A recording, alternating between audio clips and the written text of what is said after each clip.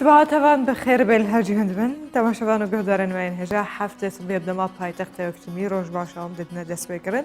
به چندین بابت و مجارن جواز بالا بکشنن لسر تواره گلرگرنگ و پیویستمی جیم بالا دکشن لسر حتی که ام به هوری و کوری تواهی زانیاری و بیشن هر چیزی درباره مجاره خود بزن بن زانیاریان ور بگرن جبلی و یکیشی چندین بابت و مجارن جواز تک تک آمدنه کام بدور بشوپینن و کردان و چه آماده کرم کن ام بزن بن چل کردستان و چل جهان چه دبا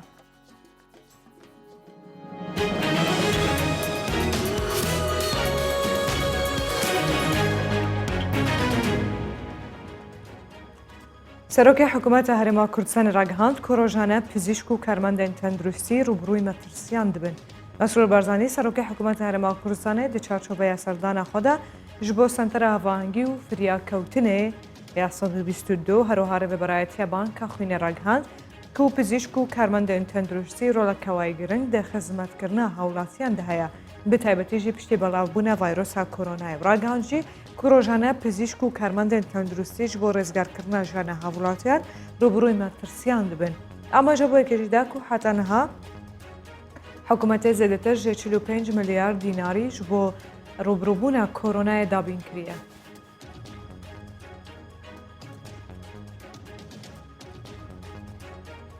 خالد چوانی ڕادگهینە و پارێزگارێ سەپێندرایە کەرکووکێ آسانکاری جبو تعریبت که خالد چوانی وزیر هرم جبو کاروبارن تکلیند نوبره هولیر و بغداد راگهاند کوراکان جبوری پارێزگار سەپێندرای کەرکووکێ دەستێکی بلند داگیرکردنا زەوی و عاردن کشتوکاڵیان جوتیارن کورد لە کەرکووکێ هەیە هەروەها کار ئاسانیژی بە تەمامەتیش بۆ وان عەرەبن هاوردە دکە ڕاگەاندجی کو بەشێک ژە دادوەرن کەرکووکێ ئاسانکاری ji بۆ vەگەڕاندنە عەرەبن هاوردە دکن.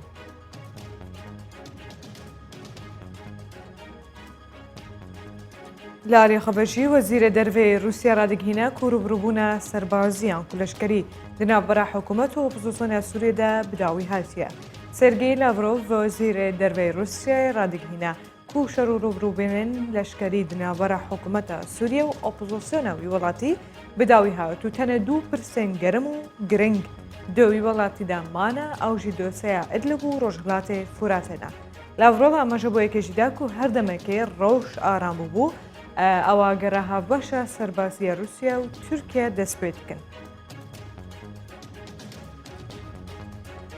لە ئالێکیدن ڕێخستنا تەندروستیە جیهانی ڕادگهینە و 200 ڤاکسینن کۆرۆنایە لەژێر تێستێ دەنا. تێدرۆس ئەدهانۆم سەرۆکەی ڕێخستنا تەندروستیە جیهانی ڕاگەهاند و هەوڵێن وان ji بۆ ئاراستەیەنە هەتا و داویە ساڵە 2021 2 ملیار ڤاکسینên کۆرۆنایە ئامادە ببن. ئاماژە بۆ یەکێکیدا و دیتنە ڤاکسینە کۆرۆنا کارێکی نەخێرخوازیە لێبەلێ دبەرژەوەندیە هەموو وڵاتاندا دەبە و ئەوێ پەتایە بێ لێزی داوی پێبینن هەروەها سەرۆکی ڕێخستنا تەندروستیە جیهانی تەکەزیژی دکە و 200 ڤاکسینên کۆرۆنایە لەژێر تاقی یانژی تێستێ دەنا.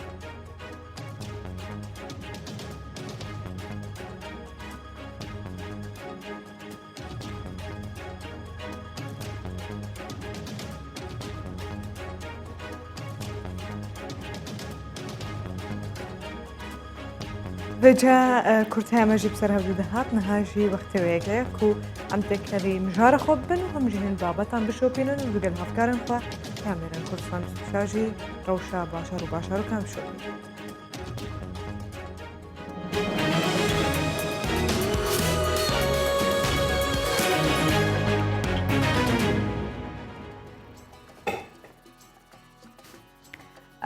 گلک جاران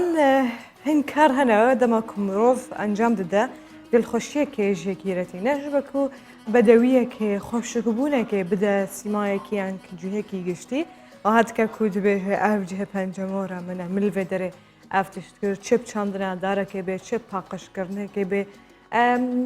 و جرجی چیرو که حولاتی که رونشتوان باشر اسلیمانیه که کار خوشندیسیه دکه خوشنوسی لسر دیوارو تاورن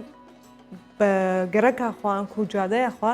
جبلی نویساندنێ بە وێنەیەن ڕەنگەڕەنگ وێنەیان دنەخشینە ئەو هاوڵاتی دەبێژە ئەگەر هەفکاری یاوی بێکردن ئەو تکارە لە جهەکی يعني إن دي سينك سر ديوار شبكة كو حمو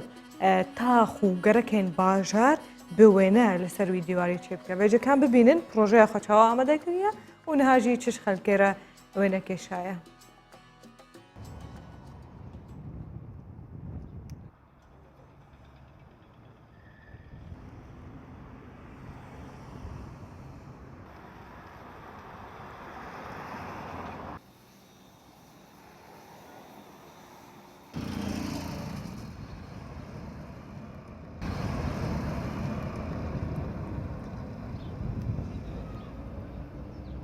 لەم گەڕەکەی دانیشم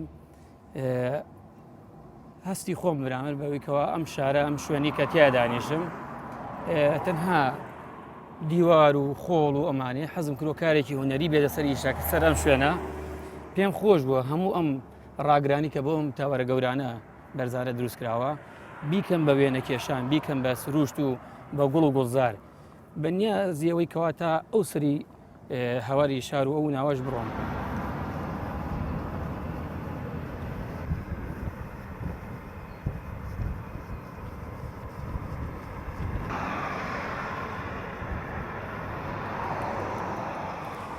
ڕاستیە کەس هاوکارم نەبوو کەسیش تا ئێستا پاڵبەشتم نەبوو لەم کارەیە ئەمە حەزێکی خۆم بووە پێم خۆش بووکەوە جوانیەک بەخشم بە شارەکە و بخشم بەم ناوچەیە زۆر خۆشحاڵ ئەبم ئەگەر کەسێکیش هەبێ بتوانێت مەسەن کۆمەڵێ مەوادمان بۆ دابین کە یان شتێک لەو بابەتە ئەوە خۆشحاڵە بین بەڵام تر وەکو هاوکاری هیچ هاوکاریەک نەکراین و هەر هەوڵی خۆش بە.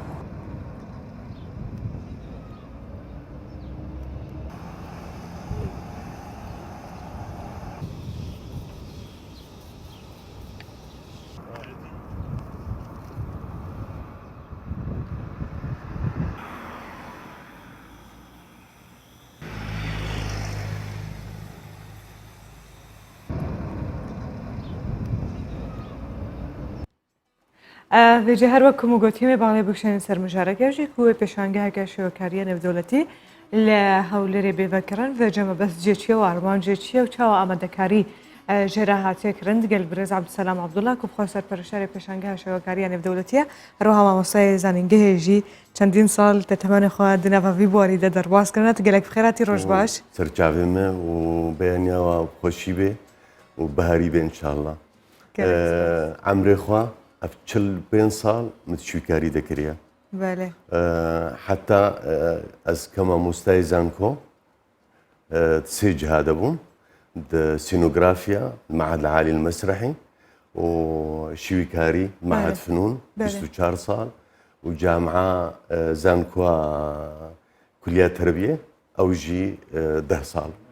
بس عمري خو محمود شوكاري ذكريا بالنافي خو الأوروبا الدول الخليج جوا اسطندنا عالميا. بله. وجبو كورونا تشيبو كاري مسكني. بله. كخاص بما يعني كهنرمندك دولي محلي حمواوي. بس أسفكرين دس تشتكي بكم تشتك انترناسيونال به عالمي به. معرضك متشكر موافقة بستانت وزارة الثقافة جار هولير بله ومدير عام فنون طبعا كاك فرهنج غفور مصطفى أسباسيايتكم مدير عام فنون أري كرناوي بمرة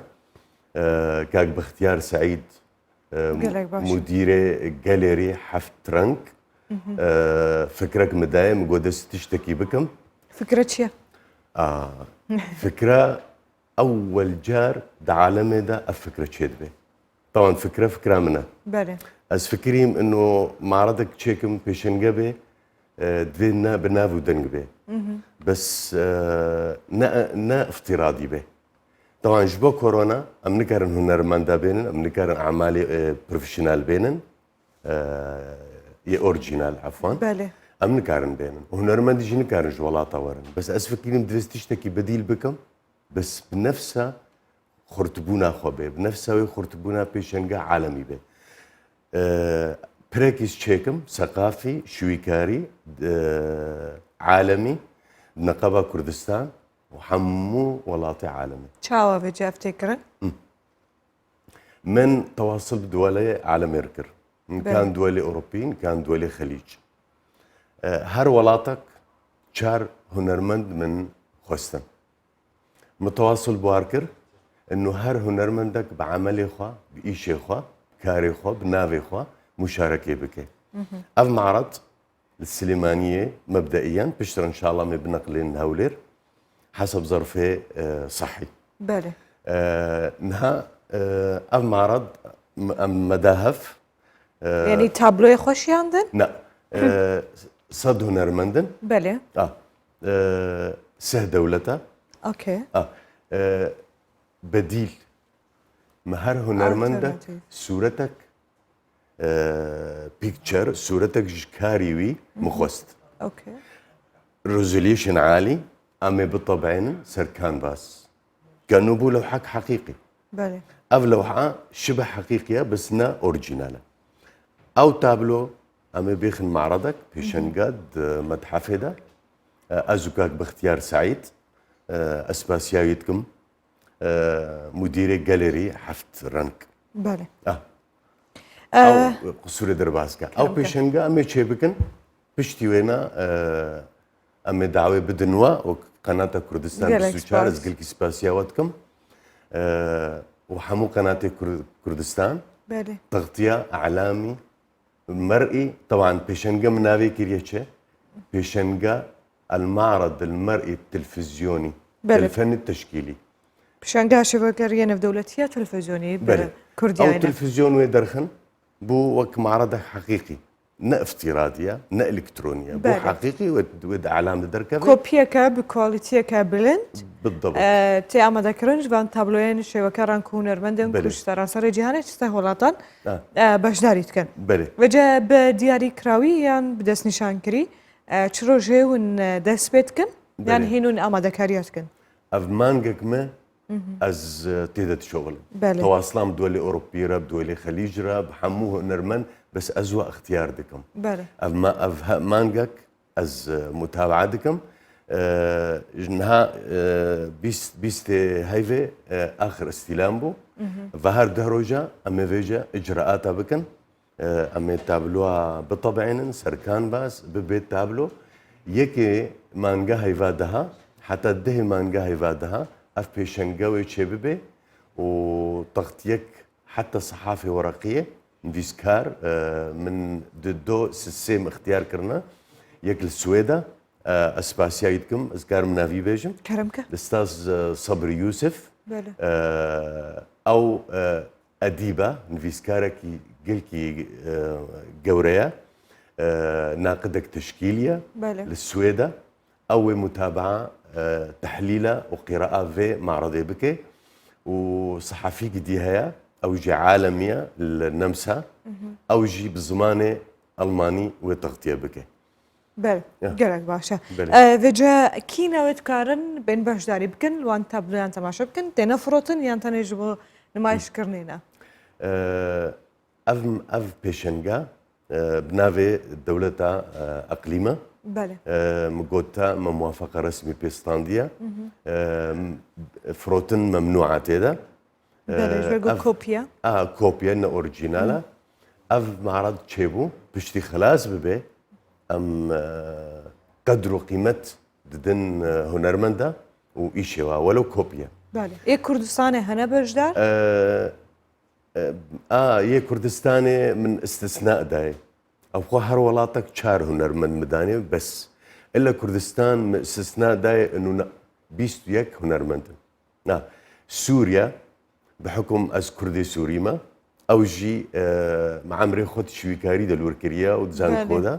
او جي استثناء مداي 12 هنرمند سورينا يدي ترحمو چار هنرمندن هر ولاتك چار هنرمندن امريكا هولندا نمسا ليتوانيا سويسرا حمو ولاطة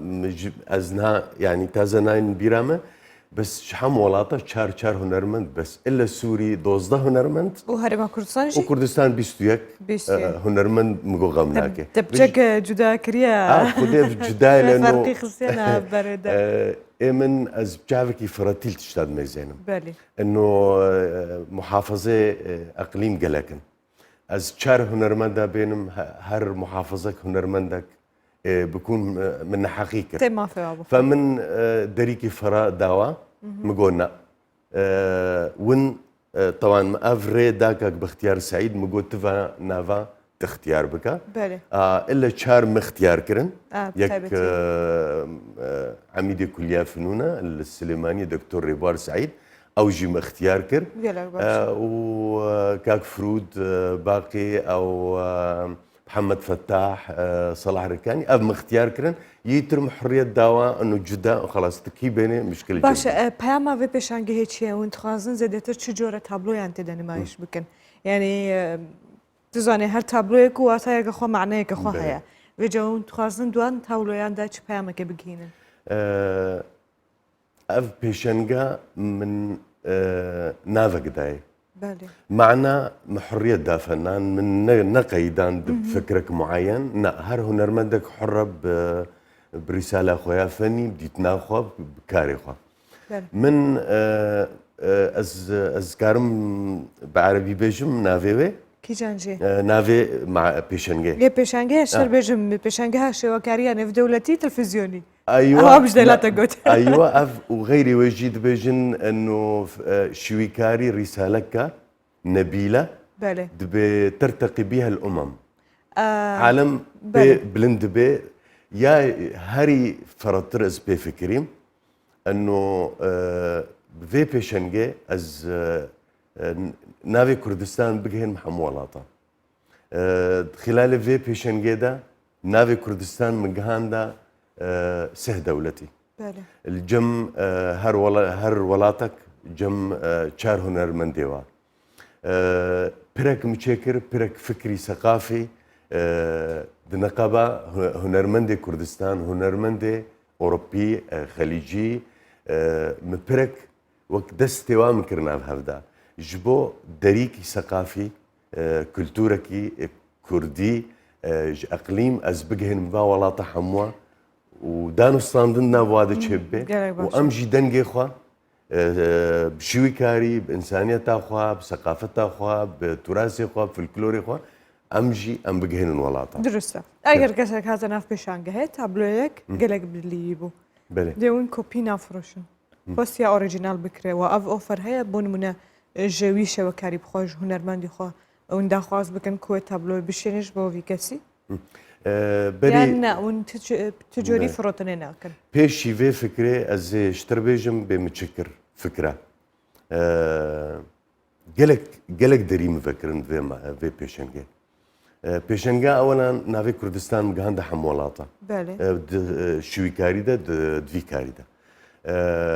خلاله مانجا كده يا ددوا اف تابلو كان احترام جوا هنرمندارا امنا افيجن ولو انها اوريجينالا كوبيا امي بيخن دوائر دولتي دا دياري امي بدنوا فروتن ممنوعه هر هنرمندك بشتيوه تلفزيوني دا امي حلقه شي بكن او نقاد ومشاركه مداخله بكن امي تحليل بكن اب هنرمند كينا ندفهم زانبا مثلا أزي على سبيل المثال بيجم تشيد بينا على سبيل المثال على سبيل الحصر هنرمندك عالمي هيا نحاتا قلكي قوريا نافي هيا حمو ولاطي عالمي أقسم عبد الحميد مثلا أونا هر سمبوزيوم عالمي أو نافي كتيتيدا أو مشتركة تيدا وجمر قوت جوز مستعدم از سيمبوزيوم كي تشيكم الاقليم سيمبوزيوم كي عالمي از هنرمندي عالمي حموا بين كردستان مازم تشي قالك ري كلتورك فركر افتابلو ما دياري امي بشتي خلاص بون امي بدي دياري بدن مثلا كليه فنونه او مديريه فنونه ام دوائري حكومي امي دياري بدنوا حتى جمهوري امي لو حكي دياري بدن استدياوجي بس ما له عفا بشتي وينا تبرساتا قلكي باشا امن مهمام الفرخ لازم به بالي كاك باختيار سعيد او مديري جاليري حفترانك او مثلا كسي تابلوك ديت كيف هاي جيرهات دريا كاك باختيار مثلا او هنرمنت خطك نافواد فبو وتواصل بك بأفتابلوا أوريجينال تكاري بالشينة والتواصل بكن اتفاق بفركرن درست گله باشه به ویا سرکفتنش بود خوازن شخوجی حتی بشانگه و بهم کارن زیاده تر سر باغون زیاده تر بحث وان تابلو هم بکن پیامی اونا چند روز بردوام تکی؟ ده روز بردوام تکی معرض دروجي أول جبوا تلفزيوني وصحافة كاغت ورقي وتلفزيونية ناقصور درباسك دروجي أول جبوا عالم كسيما ورن بس نقل كعجق جبوا كورونا بشتي دروجة أعلام وتغطية بك عالميا ومحليا وداخواسنا من أعلام آري كرني مربكة لأنه نافي كردستان كولتورا شويكاري از دخوازم بگهنم حمولات. گلک باشه گلک سواسو به ویا سرکفتن دوباره جورد خوازم برز عبدالسلام عبدالله ما مستعد زنینگه و سپاسیاتتكم از كانم سپاسیا هنرمندا بكم. صد هنرمند. جبو هنرمندي أوروبي. My old friend artist in Europe. Thank you so much all thanks. جبو هنرمندي ولاطي عربي باعتبار الدول العربية مشتركين قلق أصدقائي الفنانين من الدول العربية أنا مدين لكم وجل التحايا والشكر لكم لمشاركتكم لهذه الظاهرة الفنية الدولية العالمية في أقليم كردستان. قلق سباس بياسر كفسنة أسباسياتكم أسباسيا تلفزيون كردستان بيستوشار دكم وروجا خوشيبه قلق بخير رجاء برنامج بدم بجارو بابت دنياكم آماده كرنا دقل هفكارن خوا جباجاركو باجارين كردستاني ام روشي بشوبينن بجارجي هرم جافش گرميانه ودقل ما به هرم ابزام استا وزاك باشتره روشي كشو هوا خوشتر دبه ایتر برابره پلکانی گرماش داده بزن بلان بگشتی جگل روشی کشو هوا لگرمیانه چه های فرمو؟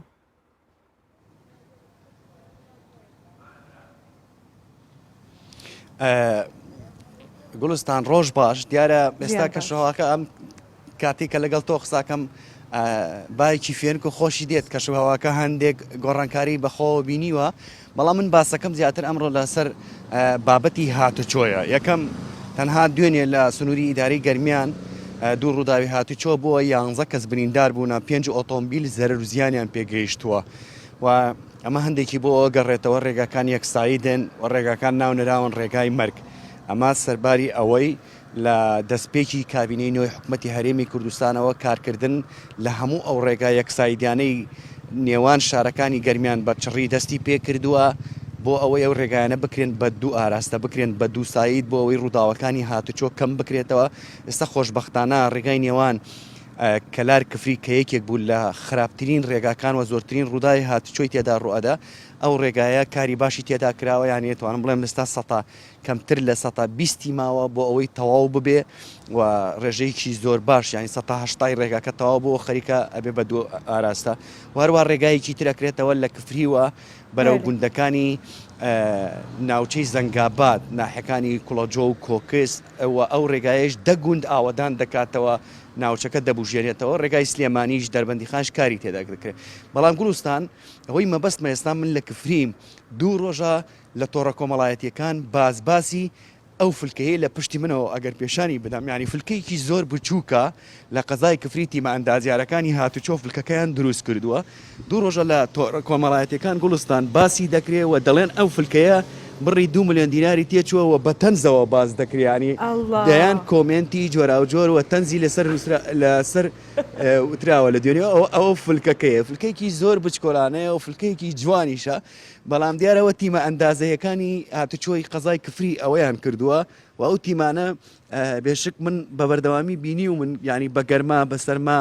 لە کاتی کەرەنتینە لە هەموو کات و ساتەکانە خەریکی ئیش بوونە بەڵام ئەو فلکەیە کە وەکو ئاماژەم پێکرد کە بووەتە باسوخواسی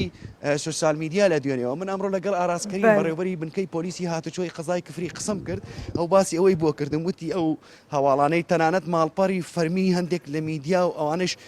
زۆر گرنگیان بەوەدا بوو دەیانگوت ئەمە چۆن 2 ملیۆن دینار ئەو فولکەیە 2 ملیۆن دیناری تێچیە بەڵام ئەو ڕەتی کردەوە وتی ئەوە شتی ئەسڵەن 1 دیناریشی تێ نەچووە ئەو فولکەیە ئەو کەرەستانەی لەو فولکەیە بە کارمان هێناوە لە شەقامەکانی دیکە زیاد بوونا هەڵمان کردووە هێناومانە دامان ناوە بۆیە ئەو باسی ئەوەشی کرد بە ڕێبەری پۆلیسی هاتوچۆی کفری وتی زۆر بەلامانەوە سەیرە ینی بە تەواوەتی تۆڕە کۆمەڵایەتەکان لە دوێنەوە دایان تۆڕی کۆمەڵایەتی تەنانەت ماڵپەڕی فەرمی هەندێک میدیاش داینە بوو باسییان لەوە دەکرد وەکو بابەتێکی گەندەڵی وەکو بابەتێکی تەنزیش قسەی لەسەر کرا بەڵام ئەوە سەرباری هەموو ئەوانە کە ئێمە بەداداچمان کردووەڵێ ڕاست نییە واشتیوانیەوە باسی وەش کردی ینی هەتوانە بڵم لە سنووری گەرمیانە ڕەنگە بچووکترین فلکەش بێ کە دروستیان کردووە. تەگەلێکی کەنەمانی سەرێ بێزم هەیە خدای مرادێت لێتە بکێبن لەبەلێ ڕاستی مژی دەستپێکە باوەڕ کرد و 2 ملیۆن دینارە ناراقی سەر فلکێکە و قاسی سفریەکە نایە چویە سەرفکردنا لێ باش و دەرکەت تەنێ ئەو فسپۆر کۆم کردە و فلکەیەکە بچووک و بچووکترین فلکێژی دوبەر سەرانسەرێ جیهانەی گەلێک سپاس بۆ هەفکارە من هەرێم جاف ژێکەفری کوتت گەل من وی بێڤیا ڕۆژەکە خۆش و پربەرهەمش بۆ دەتخوازم.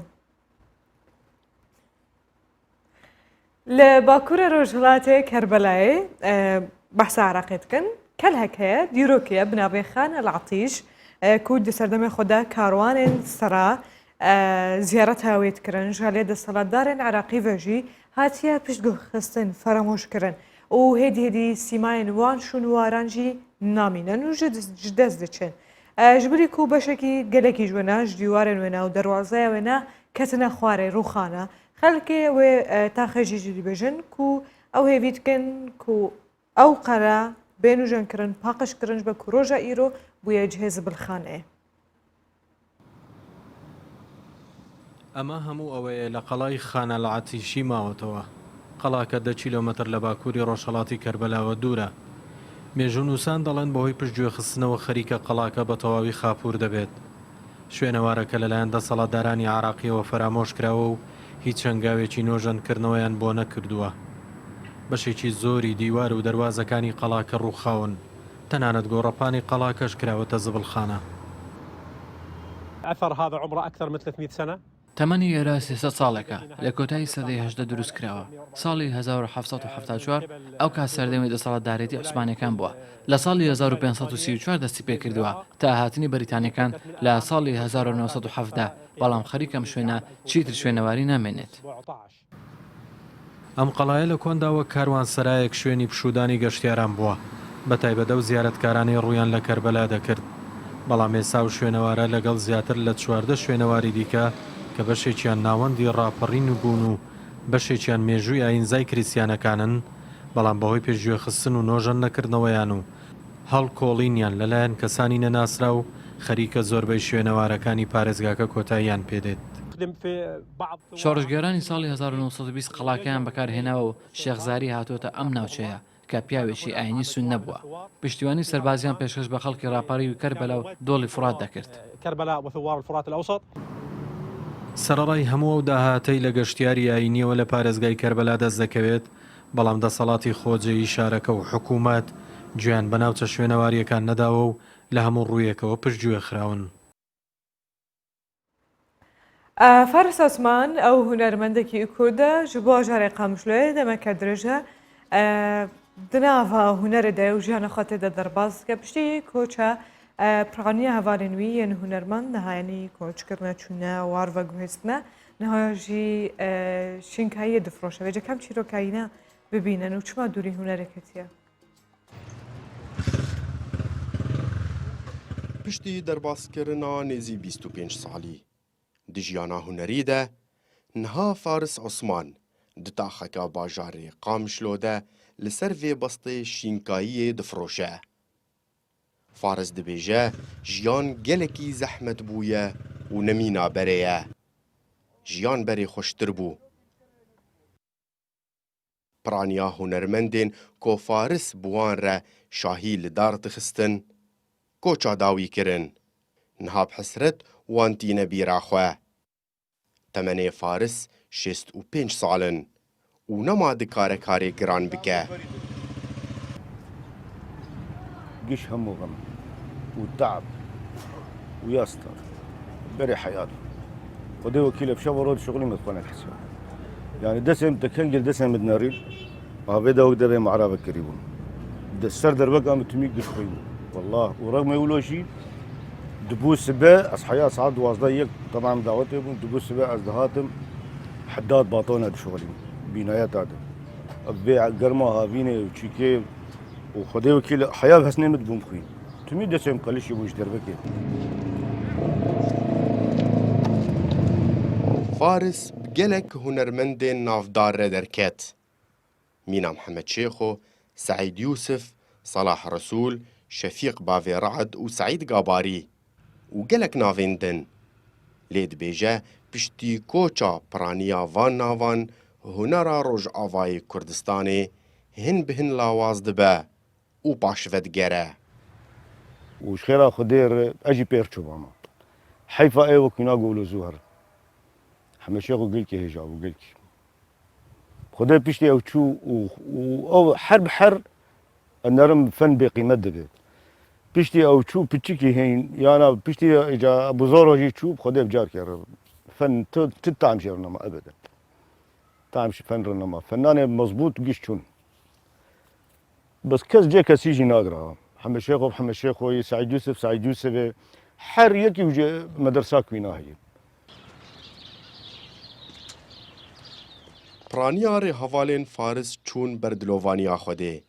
دبیجه هنرمندین وکی محمد شیخ و سعید یوسف وان هنرا روژ آوا کر و او بون ین دنگ بیجی لدوری کرن ستران کوتان هاجی دنگی وان لهر مالکیه اوینه دیدبیرا فارس دبمینن و ناین جبیر کرن أكرم صالح كردستان 24 قامشلو شخواتشتي هريز لده باندوري لسر هنرمندان دكا أو درونا اگر درونا خوش به برهمن خوش و بابتن خوش پیشکش دکن دبلی اگر درونا بازار به یعنی اوجی همو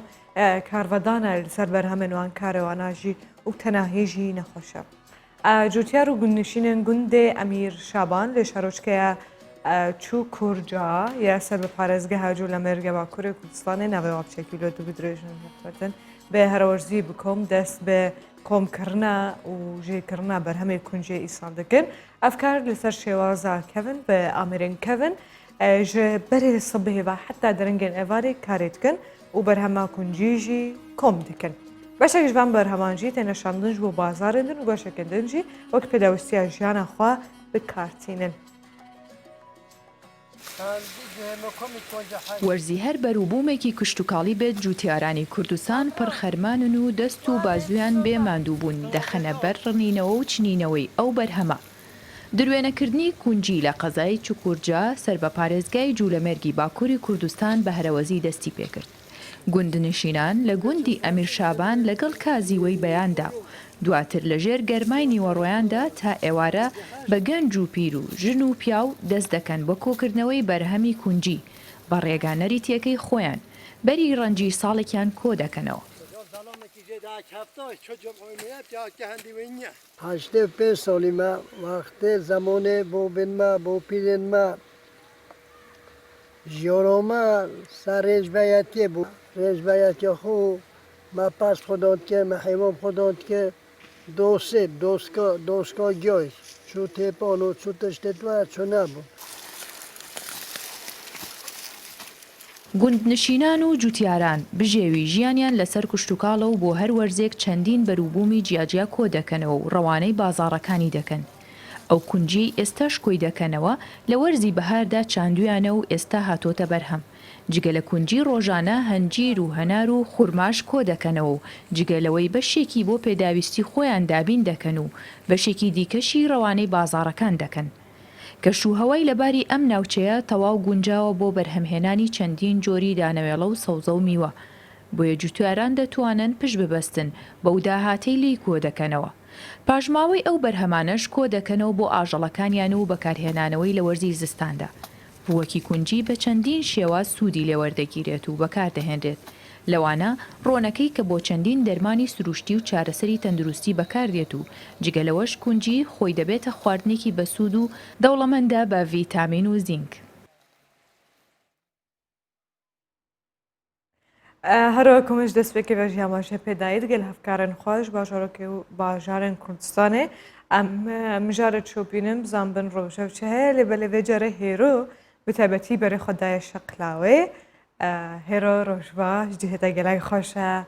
ji xwe şeqlawe wate payîz û payîz wate hêro tê çi ji me re pêşkeş bike keremke ڕۆژ باش پاییزتان باش بە ئاماژە بۆ بکەم هەرچەندکە دوێنێکە لە زۆربەی بابەتەکان خو بڵێ لە بەرنامەکان و لە باشووری کوردستان باسییان کرد کە یەکەم ڕۆژی پاییزە بەڵام بە ئاگادارتان کەمە ئەمڕۆ یەکی ڕەزبەرە ڕەزبەر ینی کاتێک کە ڕەز پێدەگات ترێ پێدەگات یەکی ڕەزبەر واتە هاتنی پاییز پاییزیش بێگومان ڕنگ و بۆنی خۆی هەیە وەرینی گەڵای دارەکان ڕەنگە سروش تا ڕادەیەک دەڵێن کە دەمرێت بەڵام ئەوە نوێبوونەوەیە کە بۆ خۆی لەلایەکەوە هەندێک کەس دەڵێن تێڕوانینیان ئەوەیە کە لەگەڵ پاییزدا زۆر شتی دیکە نوێ دەبێتەوە ئاڵ و گۆڕی لە وەرزەکان نادەکرێت تەبیعەت وە سروش گۆڕانکاریەکی بەسەردا دێت و دەبێتە هەزار ڕنگ پاییزی هەزار ڕنگ و هاتنی لە هەموو لایەکتان پیرۆز دەکەم خۆزگە هەموو چواروەرزی فەسڵ دەبووە پاییز هیوادەوە لە بابەتێکی دیکەشدا باسیەوە دەکەن کەسێک دەرگا لە حەزرەتی پاییز بکاتەوە بۆ خۆم کچی پاییزم گولستان نازانم تۆ کچی چ وەرزێکی بەڵام من کچی پاییزم لە وەرزی پاییزە لە دایک هەرچە لە مانگی سەرماوەزای تۆ کچکێ زستانی شباتێ چێبوومە لە شەقلاوەی دوو هونەرمەندی جوان لەگەڵمانە کاکشەوقی کاک محەممەد بە ئامێرەکانی خۆیان بە سازی دیوان و بەگیسار لەگەڵمان سەرەتاچمان لای کاکشۆقی هاتنێ پاییزت پیرۆز بێ لە جەوێکی گونجاوە تۆ چت هەیە بۆ پاییز بە کورتی و پاشەمچینە لە پارچە موزیکێکیەوە گەلک سوپاس پێششی بە خێراتنی ئێوەی بەڕێزەکەم وەرزی پاییز یەکە لە وەرزانێک کە نەکار شەقلاوە تەواوی زۆربەی ئەو شارانێکە گەشتیارینە سیمایکی جوان بەو شارە بەخشن وە زیاتریش وەرزێکە بە وەرزی عاشقان ناسراوەکە هەموو عاشقان تێیداگە شاعریش دەبنە شاعر و پەیامیان هەیە بۆ خۆشستان بۆ ئامادەکردن ئێستا وڵا گۆرانکی سەر پاییزە هیوادارم جۆبیستی دەبین و بینەران و بیسەرانی کوردستان 24 جۆبیست دەبن فەرموون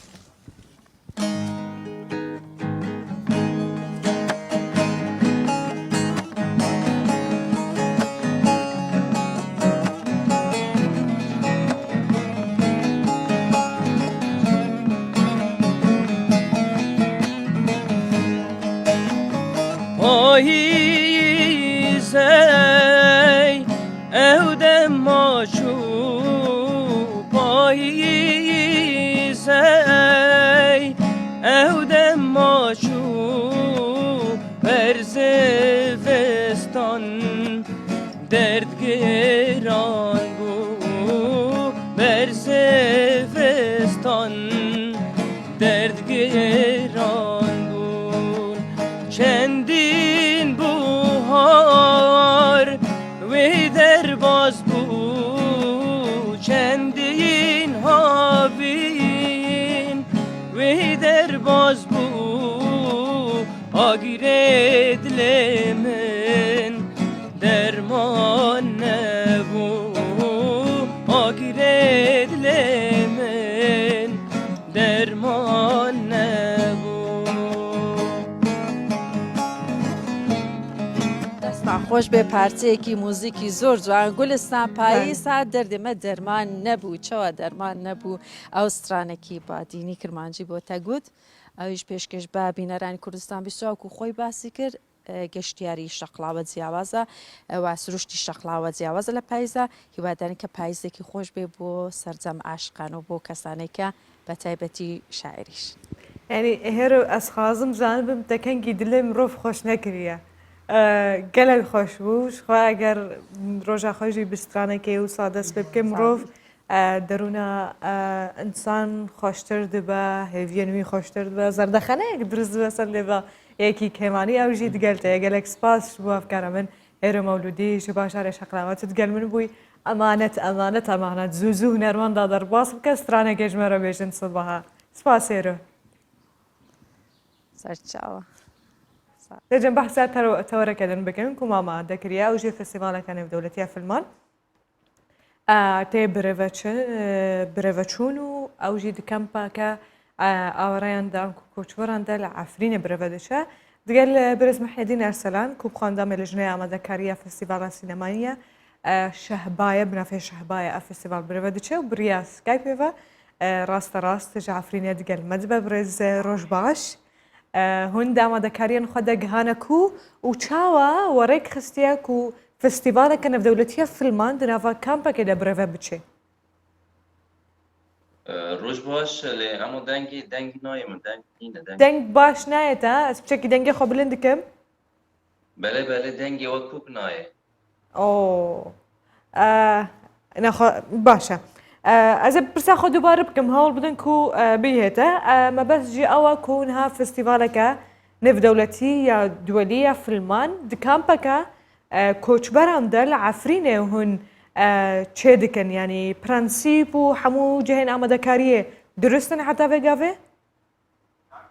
ڕاستی دەنگ گشتێکی نایە لێ ئەمێ ئەز تشکی شروع بکەم فستیڤال چاوە بڕێبە چووە ئەز تشنە بۆسە شروع بکەن لێلوم بەخوا فستیڤالێکە ناونەتەویە بەلکی یەکەم جار دیرۆکێدا gelekî koçberkerekî bajarê wî hatî dagirkirin dixwaze festîvalekî navnetewî dar. Ev festîvala bêguman bersiva ew dagirkeriyê ew bêdengiyê cîhanî li ser dagirkirina bajarên me hemiyan. Me xas ku em dengê xwe berek kerimke. Me xas ku em dengê xwe riya vî festîvalê da bi jiyanê hemû din em me xas sînemegerên cîhanê bibên bi dengê me cîhanê da ji ber vê jî me festîval di rûja aştiya ya cîhanê da di bîstûyeka îlmî da dar xist me xast nameyekê di vî rûjê de bi taybet em birê bikin ji hemû jîran bes bêdengî em gelekî aştîxwazin ev afrênerin em jiyanê din Belê ev namaya me û yekem bî armanca me yekem ku ji vî festîvalê ku di zerf û mercên dijwar da tê darxistin di dû pêşkirinekî da zûr da di alîkî da rejîm alîkî da çete ev jî bû sedema ku gelek mêvan dixwastin derbasî festîvalê bibûn lê em ev dû pêşkirina û di ser da jî rewşê tenduristiyê ciyanê ne baş bû sedema ku pir kes dixwastin beşdarî vî festîvalê bîn nikarîbana derbas bibana lê ema dîsa me xwast ku birêya medyayê civakî em dengê xwe pêkinin cîhanê bi rastî jî berî ku festîval dar tevê me gavek avêtir bû ji bo têkiliyan ji bo cîhanê ji bo bedenga me ji bo şikandina bêdengiyê bajara me duh bîstûyekê Eylûlê bû me festîval li dar xist festîval darxistinê festîvalê di beşê wê hebî beşekî beşekî hunebî Birez mehêdîn dengê me an hatê te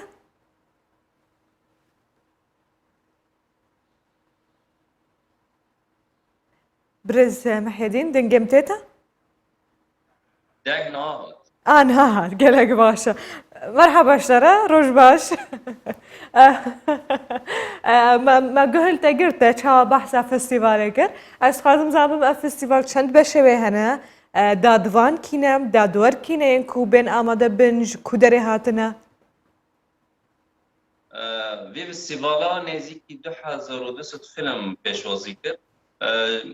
xazî mekanî bo 2200 film ji vî gelî re pêşkêş kira lê em derfet deng bû me ji wî 2200 film me ji 105 dewletî bû me di 85 film beşdarî festîvalê kirin ê pêşbêrkên festîvalê nav festîval bixwe di beşî di beşa bûye yek pêşbêrkên festîvalê ne ew jî pêşbêrka lêlûnê ya filmên dirêj pêşbêrka lêlûnê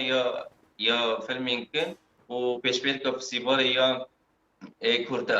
ê belgeseran بله وللتايبات لكلاك ويج خلاطك ما هي بنابي كوميتا جوري يا فستيفالا لينون بينجو حاج فيلم دارباز بون ابي بيش بيركنا بينجو حاج بيغومان او بينجو حاج روجين لهنگي عفريني ابو لدجي بالافر وطانك وبيدنگي جياني بو اف دارباز بو دهوجي دامزراندنا فرمی بیا فستیوال لکامپا برخدان دناف گرین کوچبردا یک کوچیان د نیگاریه که شر و دجوار دا جیان باشه یعنی و هولن تایبەت ji بۆ نمایشکردنا فیلمان ئامادەکردنا دناوە کامپاندا یان ناوەوەی کامپێدا بله نها ما سهلکی بطایبت هندر کامپیدا آوا کریه ما هن تکنیک بچوک گوری درفتین هایی بیگمان دا کچبریه دا تنوکان فستیوال کی وقت جیان برای باید بیت بکی لی اما وینه کی بلند جیان بلندر با ما هبو ما افگل حمیز کرد ما خاص گروشین وان تندرستی برچاو جیبن فستیوال دو برای بازه کی گلک باش در باز بی شبلی چی چکن تکنیکن پرسگریکن تکنیکی لی اما د آستا گشتی دا وک نامه ما دخواست بی روژه آشتی جیان در پیگین جیان گرک ما گانده به بخواه فستیوال دهو بکرین آخدا فیلم کی به تایبت 2011 ده هاتی کشاندن لی اما نه هاتی وشاندن او فیلم جی بخواه فیلم که بلکی کس نزانه و دنگ بیج عفرینی باب صلاح بله او دنگ بیج بو کسی نزانه بی کو اف دنگ بیجال استقبانی جی کربو دو ما خاص کو بینا مایه ام بشینن و ام دزاف و مرجی که در باز دبین بلکی کو یک بونا ما وک کرد او سرکه کو ام دستگیرتی ام خواه بپارزن نامه وی فیلم عینی هاو ما بانگوازی کرد و که اما کردی یک بونه که آوابه بانگوازی یک بونه بو بانگوازی رنگینه بو او جی بخواد سلوگان فستیوال آمد دیار با محتمه آمد بود تکل نام گلستان هم جبو خواه وک کرد و هم جبو گلین حریم گشتی ما بانگوازی یک بونا چاندی کریه هر چاندک به چاندی خواه گو که ام دستی خواه به هف بدن و ام جیانکی آزاد جیانکی آشتیانه ام به هف رو باشه برزمه هدین فیلم دسپیک فستیوال و چه فیلم ببا و جبر چه و او فیلم هالبجارتیه نها بخواه فیلم لده کامپاس ایرو پروگرامی ما و فیلم ای پیش بیر که ایرو دست بیده که لده کامپا او کامپا سردم و کامپا برخودانه جبر کو درفت مگو پر ایمج بو دمیجی و جبو روشی تندرستی ما دوبشی دو کامپا گریه ایرو دو فیلم لکامپین برخودان ای دست بیر بکن یک جبو آزادیه و یک جهنده نابیقا هنگره جائعه یا ایبرچی بونه لکان پیدن فیلم اگدن دست بیده که اوجی بنابه قیرین عزمینه اوجی بخواج باشوری کردستانه اوجی سر دمکی آخفه دمکی وقت شورشا باشور هاتی شکاندن او پیشمرگا دیار دکه او چه وگو هنک در بازی روشهات بونونک و صابو او هیرو وری تماشا کرن لکلاک ویجی کن کرده فیلم هنه او هیرو بی روشی در باز اشخاص امزانن دما کو چالاکیان و ساتنه انجام دانین هری دلخوش به چالاکیان او به تفگیره و چونو هاتنه زاروکن وال برچاف گرتیه کو فیلم تایبت بزاروکان هبن تنجبو یعنی وقتی که خوش در باز بکن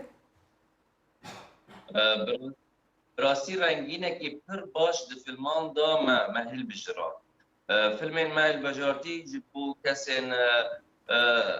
جه همو تمنان را و در باز ببیب تایبت جی زاروک فیلمن هن تایبت جبو زاروک ما اوجی بجارتنه ما خواست کو ام رنگین بونه که د فیلم دا چکن رنگین بونه که دوالات بجدار دا چکن لی اما مجرا سرکه بود همو فیلمین کو ما خواستیم بجدار بند لگوری نامه این کو ام دخواست برای بکن مجارم فیلم پر گرین بین کو چبن د فیلمان دا ما حمیز کری برخدانی ما حمیز کری خوازای کو دناله ما حمیز کری زاروکتی کو نهاد کامپا دا براوشه کی نباش د ئافرێ ئەv زارۆکەتیەک زارۆکەتیە خۆ دوور دکەوێت فیلم بە ڕەنگێکی کو ئەv دەسەڵاتدار چاوا باژاران birêva dibin فیلم هەموو di mijarên mirovahî de digîştin hev rastî rastî rengînbûnekî bî ji filman rengînbûnekî bî ji dewletê beda lê ema film di xalekê de digîştin ew xale jî ji bo mirovahiyê bû ew jî biha nameyê me ji ser fî bingehî film hatin به هێویە سەرکەوتنێ بێگومان و هەر کەسێک بە خێروستەمەتی دەرکەوێژ بەکو دەگۆ ئاماژە پێداویژی بۆ ئارێکارن تەندروستی گرتنەبەر و بهێویە وەختێکی خۆشش بۆ ئامادەبوویان و دەستەوە سابن سەرکەفتی بن گەلێک سپاس بۆ برێز مەهێدی نەرسەڵان و بخواندامێ لژنەیە ئامادەکاریە فستیڤالە نێودەوڵەتیە فیلمان لە ئافرینەیە و تایبەت دوو کەمپێن باژاری ئافرینە لە تایبەت بۆ ئاواران هاتنە دابینکردن شێکردن لێ دەرێ برێڤە دەچە و بەزجی ئەوەژێ و لەسەر ئاشتەیە هونزانن ڕۆژە جیهانی ئاشتێ بوو بێجە دەخواستن چالاکیەکی ئەنجام بدن دوور دەژی جهێن تایبەت چێکردنە هۆڵێن تایبەت چێکردنەش بۆ نمایشکردنا فیلمان بەڤێ ئەوەیژی ئەم گانەداویە پرۆگرامە خۆیان ئیرۆ خاطر خۆشەوە بخوازم vê hefteyê û rojên bêde hevkarên min berdewamiye didine roj baş e bi tawarûn babetên kêş û xweş heta careke din bimênin di nava xêr xweşê de û bi xatirê wan.